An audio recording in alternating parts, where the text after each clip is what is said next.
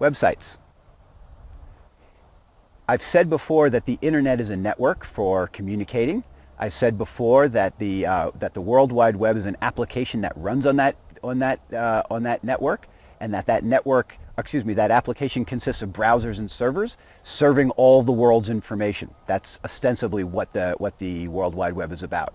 That information is broken down by websites. Website is a convention that we created, a word that we created, website, to explain all the information that is more closely affiliated with itself internally than it is externally.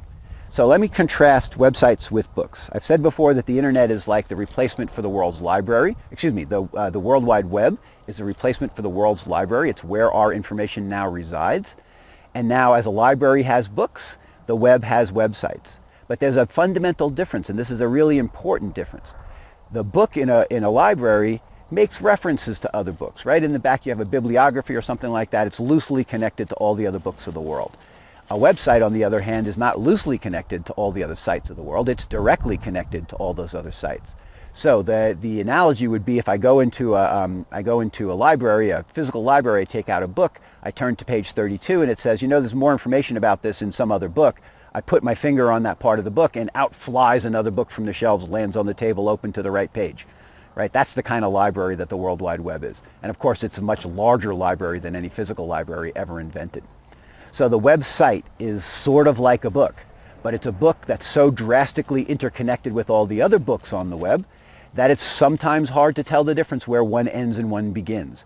However, simply to keep us organized and to have us feeling like we're consuming the right information, we organize all the world's information, all the information on the World Wide Web, into these things called sites.